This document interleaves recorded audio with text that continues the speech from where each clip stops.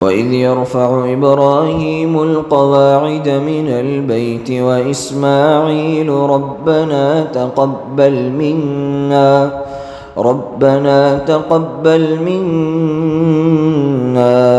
إِنَّكَ أَنْتَ السَّمِيعُ الْعَلِيمُ۔ السلام علیکم ورحمۃ اللہ وبرکاتہ۔ محترم ناظرین، اسٹوڈیو اسلام چینل میں آپ سب کا استقبال ہے۔ اہلاً و سہلاً و مرحبا۔ محترم ناظرین، وہ اعمال جن کے بدولت اللہ سبحانہ و تعالی جنت میں ہمارے لیے ایک گھر نصیب کریں گے، اس سلسلے کی 5ویں کڑی جس کا عنوان ہے خوش اخلاق رہنا۔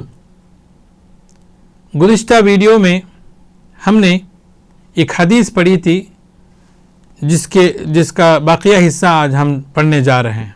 اللہ کے نبی صلی اللہ علیہ وسلم نے 3 لوگوں کے لیے جنت میں گھر کی بشارت دی۔ پہلا انسان جو اپنا حق معاف کر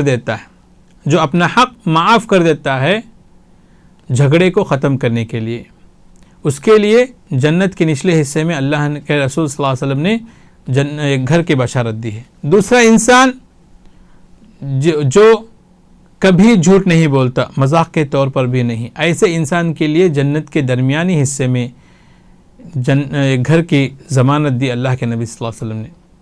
تیسرا انسان کون ہے؟ وہ تیسرا خوش نصیب کون ہے جس کو جنت کے اعلیٰ حصے میں ایک گھر نصیب کیا جائے گا؟ اللہ کے نبی صلی اللہ علیہ وسلم نے فرمایا کہ وہ بِبَيْتٍ فِي أَعْلَى الْجَنَّةِ لِمَنْ حَسَّنَ خُلُقَهُ، جس نے اپنے اخلاق کو سدھار لیا، جس نے اپنے کردار کو سدھار لیا، اعلیٰ کردار اور اعلیٰ اخلاق کا حامل جو انسان ہے، جس کے اخلاق اچھے ہیں، جس کی صورت ہی نہیں بلکہ سیرت بھی اچھی ہوتی ہے، ایسے انسان کے لیے اللہ کے نبی صلی اللہ علیہ وسلم نے جنت کے اونچے مقام پر ایک گھر کی بشارت دی ہے، ضمانت دی ہے۔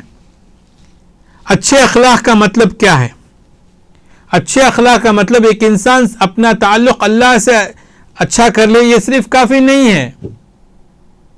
اگر آپ کے اخلاق برابر نہیں ہیں تو کوئی فائدہ نہیں۔ حقوق اللہ میں آپ نے کوئی کمی نہیں کی، لیکن اگر حقوق العباد میں آپ نے کمی کی تو سمجھیے کہ مسئلہ بگڑ جائے گا۔ خوش اخلاقی یا حسن اخلاق کا مطلب یہ ہوتا ہے کہ ہم اللہ کے بندوں کے ساتھ اچھا سلوک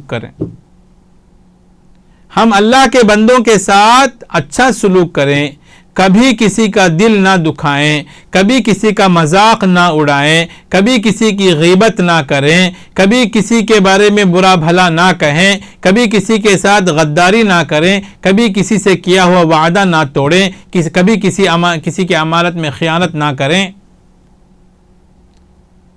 اپنے اخلاق کو سدھاریں، اپنے معاملات کو سدھاریں، جب وعدہ کریں تو اسے پورا کریں، جب امانت رکھی جائے تو اس میں خیانت نہ کریں، ہماری جو ذمہ داریاں ہیں اس کو برابر وقت پر پورا کریں، ادا کریں۔ یہ ساری چیزیں اچھے اخلاق میں آ جاتی ہیں۔ مطلب آپ کی زبان یا آپ کے کردار یا آپ کے جسم کے اعضاء سے کسی کو تکلیف نہ ہو۔ ایک مسلمان کی نشانی کیا بتائی اللہ کے نبی صلی اللہ علیہ وسلم نے؟ المسلم من سلم المسلمون من لسانہ و یدہ، کہ ایک مسلمان وہ ہوتا ہے جس کی زبان اور جس کے ہاتھ سے دوسرے مسلمان محفوظ رہیں۔ پہلے زبان کا لفظ استعمال کیا گیا، پھر ہاتھ کا لفظ استعمال کیا گیا، کیونکہ جھگڑا کہاں سے شروع ہوتا ہے؟ پہلے زبان سے شروع ہوتا ہے۔ پہلے یہ کسی کو ڈانٹتا ہے یا کسی کو برا بھلا کہتا ہے، پھر بدلے میں وہ ڈانٹتا ہے، پھر اس کے بعد جا کر جھگڑا شروع ہوتا ہے۔ تو جھگڑا جو شروع ہوتا ہے وہ پہلے زبان ہی سے شروع ہوتا ہے۔ تو اللہ کے نبی صلی اللہ علیہ وسلم نے اس حدیث میں یہ فرمایا کہ ایک مسلمان وہ ہوتا ہے جس کی زبان اور جس کے ہاتھ سے دوسرے مسلمان محفوظ رہیں۔ تو کیا غیر مسلم میں محفوظ نہ رہیں؟ غیر مسلم بھی محفوظ رہنا چاہیے. پہلے جس کی مطلب مسلمانوں کا نام پہلا لے لیا گیا کیونکہ مقام میں ان کا جو ہے ذکر کیا گیا ہے، یہ زیادہ حقدار ہوتے ہیں. اچھا، تو ہمارے اچھے سلوک سے دوسروں کا فائدہ ہو، ہم کسی کا کچھ بھی نہ بگاڑیں، کسی کا دل نہ توڑیں اور جو ہے کسی کا برا بھلا نہ کہیں، بلکہ ہمیشہ اچھے سلوک کا اظہار کریں. ہمیشہ اچھے سلوک کا اظہار کریں، چاہے وہ ہمارے نوکر ہی کیوں نہ ہو، چاہے ہمارے نوکر ہی کیوں نہ ہو. ابو ذر الغفاری رضی اللہ عنہ نے اللہ کے نبی صلی اللہ علیہ وسلم سے پوچھا کہ اگر میرا غلام غلطی کرے تو ایک دن میں کتنی مرتبہ انہیں معاف کروں؟ میرا جو غلام ہے اگر وہ غلطی کرتا ہے تو کتنی مرتبہ وہ غلطی کرنے پر میں اسے معاف کر سکتا ہوں؟ تو اللہ کے نبی صلی اللہ علیہ وسلم نے فرمایا کہ 70 مرتبہ. تمہارا غلام 70 مرتبہ غلطی کرے پھر بھی تمہیں معاف کرنا چاہیے. تو ذرا سوچ کے دیکھیے کتنا اعلیٰ ظرف ہماری زندگی میں ہونا چاہیے. ہم ذرا سی بات پر اپنے لوگوں کا دل توڑ دیتے ہیں، اپنے ماں باپ کا دل توڑتے ہیں. سب سے پہلے آج کا جو نوجوان معاشرہ ہے، اللہ سے ڈریے، اللہ سے ڈریے. تمہارے ماؤں کے قدموں تلے تمہاری جنت ہے. تمہارے باپ جنت کے دروازوں میں سے درمیانی دروازہ ہے. تم اپنے ماں باپ کو ناخوش رکھ کر کبھی جو ہے تم جنت حاصل نہیں کر سکتے. ہمیشہ ماں باپ کی دعا لینا چاہیے.